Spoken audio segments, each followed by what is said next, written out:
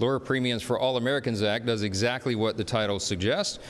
It will reduce premiums for all Americans by, on average, at least 11% overall. And that's just the beginning. And what the bill did, in addition to that tonight, is it increases the quality of care, the access to care. It gives persons more options, more flexibility in their health care. The Democrats do not want a solution they just demonstrated, because they voted against this bill. They want an issue for the election.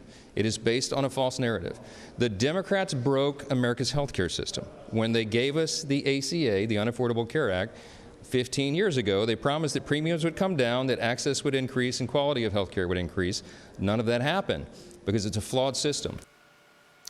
And that's the Speaker of the House yesterday after the House passed the GOP-backed health care bill. It does not include any extension of the expiring Obamacare tax credits. The measure passed 216 to 211. Kentucky Congressman Thomas Massie, the only Republican who joined all Democrats in opposing that. The Lower Health Care Premiums for All Americans Act aims to expand association health plans, lower premiums for some Obamacare enrollees, and enact reforms aimed at cutting drug costs. 4 Republicans, meanwhile, signed a Democrat discharge position, which forces a vote on extending those subsidies for 3 years, teeing up a final vote early in the new year. Joining me now is Iowa Congressman Zach Nunn, a member of the House Financial Services Committee. Congressman, good to see you. You did not vote for that vote in the new year to extend the Obamacare tax credits. Are you expecting a vote early 26? Well, Maria, we did support the opportunity to make sure that there was a transition plan here for the roughly 4% of Iowans who depend on the ACA. But I also want to be very clear, we're very committed to making sure we're driving down health care costs for every American. That includes, an 11% reduction with a bill that we just passed to help every single person. And I think this is really important because we're coming from a position where, under the Biden era, we were talking about healthcare companies that were making $250 billion to now making $1.4 trillion. That's nearly a 600% increase in what the healthcare companies are taking home. And half of the folks on the ACA aren't even filing claims, meaning that is just taxpayer subsidized money from a COVID-era plan that is going out the door and driving up the cost for everybody's healthcare insurance. So we passed a piece of legislation that I think truly will help all Americans with price transparency. It gets after PBMs, those things that are the middleman for our prescriptions. It also ensures that there's more competition in this space, and it really goes after the crux of the conversation here of helping patients be able to afford their health care in a way that's meaningful. And I would say double-digit reduction in health care costs is a step in the right direction. No, that is terrific, double-digit numbers. Meanwhile, President Trump participated in a solemn, dignified transfer at Delaware's Dover Air Force Base yesterday, honoring those 2 Iowa National Guardsmen and a civilian interpreter. All 3 were killed in the ambush attack in Syria by an ISIS gunman. Congressman, you were at that dignified transfer. You were also part of these anti-ISIS missions in the region while serving in Air Force intelligence. Thank you for your service, sir. Your reaction to yesterday's proceedings?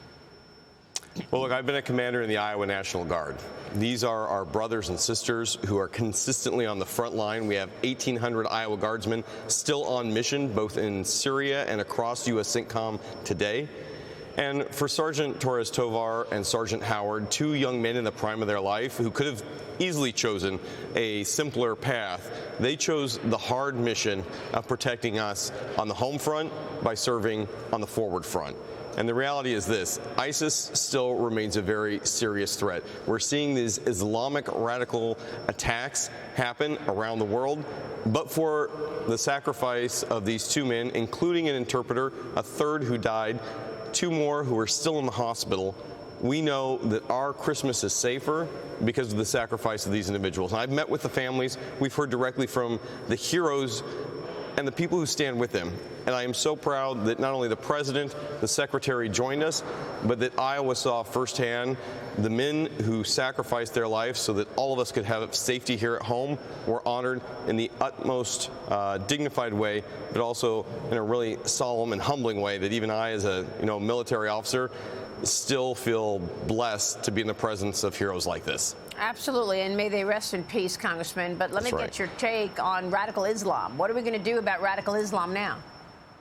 Well, here's the reality. This type of terrorism continues to be a threat. And the sacrifice that these two individuals gave their life for is so that 350 million Americans can call America a safe place. The challenge is that radical Islam isn't just happening in Syria and the Middle East. It's finding its way to our shores right here in the United States. Tragically, we saw this with another West Virginia National Guardswoman who lost her life due to radicalization happening on our shores. And so this is a tandem effort between, work that we've done in the military, but also domestic law enforcement to really be able to integrate this and recognize that the threat is not destroyed. We have to go after this, we have to be firm on it, and we have to hold the sources of radicalization, even here in the United States, accountable. That's both law enforcement, intelligence, but also what we're doing at the local level to get after this. It's one of the reasons that I'm the chairman of the National Security Task Force, to identify where these threats are and root them out of the source. All right, we'll be watching your work on that for sure, Congressman. Good to see you this morning. Thank you, sir. Always a privilege. Thanks, Maria. All right, Zach Nunn joining us on Capitol Hill.